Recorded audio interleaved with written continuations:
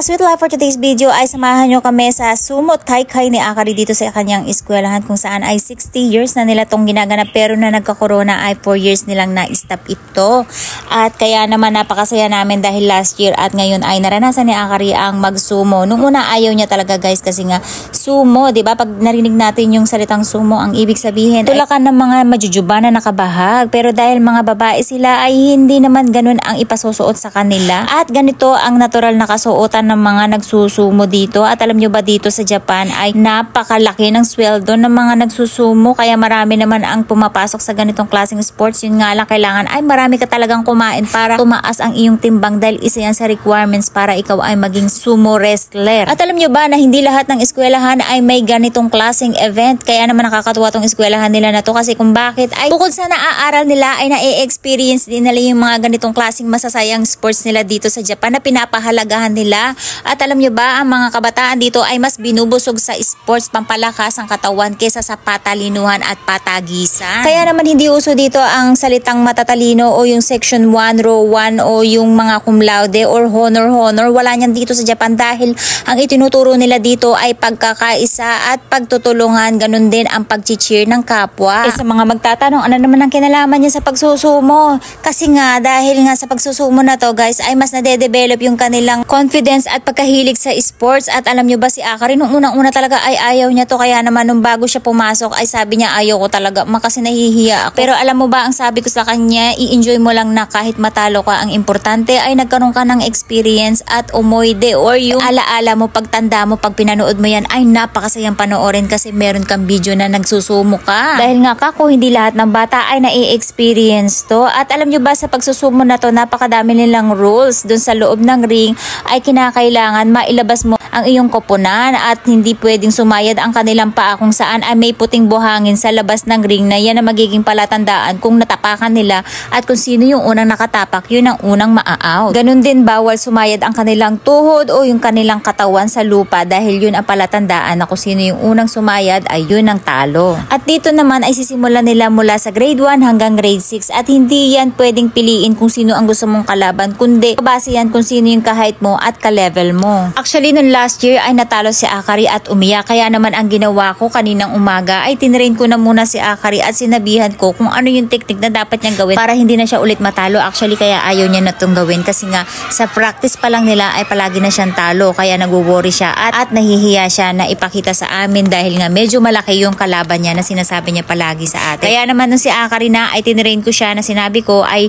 lagi mo lang isusubsob yung iyong katawan at huwag patalikod. Yung paa mo ay ibaluktot mo para madali mo matulak ang iyong kalaban at hindi kanya basta mailabas dun sa ring.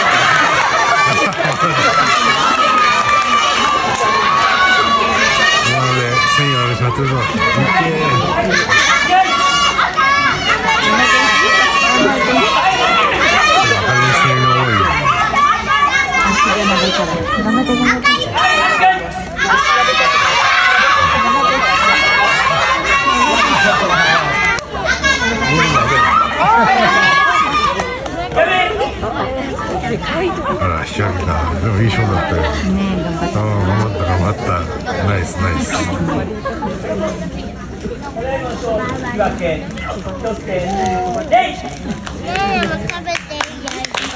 だいまの勝負、引き分けです。ドローです。頑張ったじゃないですか。東、平崎なさ。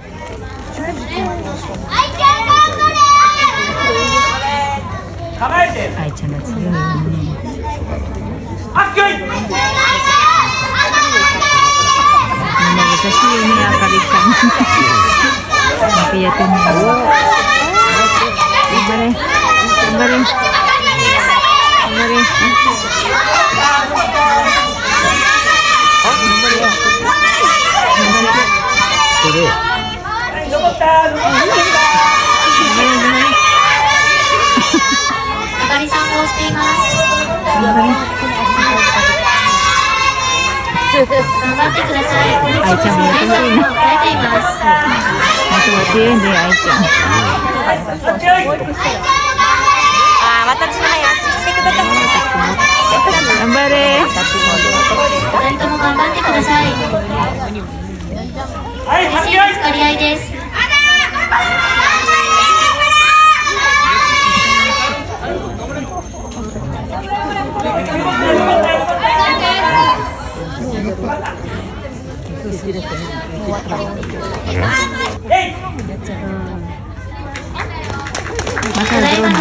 So ayun lang nga, tuwan-tuwa si Akari nito guys, kasi nga lagi siyang talo sa kanilang practice, pero nung tinuruan natin siya ng mga technique, ayan, ay nakakatawa, 2 round niya hindi siya natalo at draw lang yung kanyang laban. Ibig sabihin na ay pareho silang nanalo, at yung final naman kung sino yung nanalo na color team ay yung kala Akari na kung saan ay kulay pula.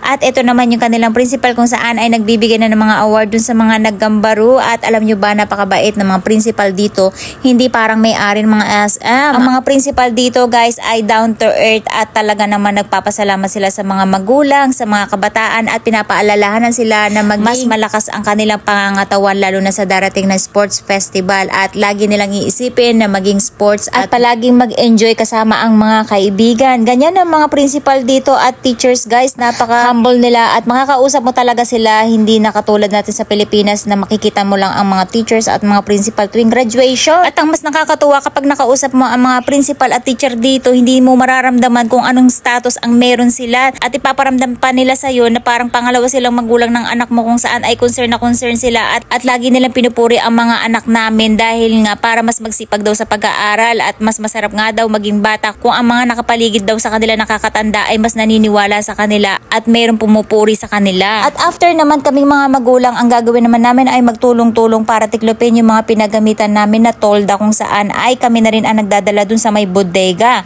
At alam nyo ba, ang bawat eskwelahan dito sa Japan ay may kanya-kanya silang palaruan, kung saan ay after nilang kumain ng tanghalian ay binibigyan sila ng oras upang makapaglaro. Ito ay para ma-relax ang kanilang katawan at utak, hindi puro aral. At syempre, ang mga palaruan dito ay hindi para mag-enjoy lang, kundi para palakasin ang kanilang muscle at mga buto. Kaya kung makikita nyo, kadalasan ang mga palaruan dito ay puro pambaras at yung mga sumasabit-sabit. Kaya naman si Akari ay napakagaling talaga dun sa baras, kung saan ay nagpapasirkle-circle ang kanyang katawan. At required yan ng gobyerno na dapat nagsisimula ng kinder hanggang elementary yan, yung para masanay sila sa sports habang naglalaro lang. Kaya naman napakasarap maging bata dito sa Japan, kasi hindi puro aral. At alam nyo ba na hindi ka maboboring sa pag-aaral dito, dahil lang mga libro pa lang ay makikita mo na napakakulay at mababait ang mga teacher kausap. Kaya naman bihira dito sa Japan ang tamad mag-aral na bata at yung walang alam sa sports o musika, dahil dyan sila binubusog ng mga eskwelahan nila. Ganun din sa kagandahang asal.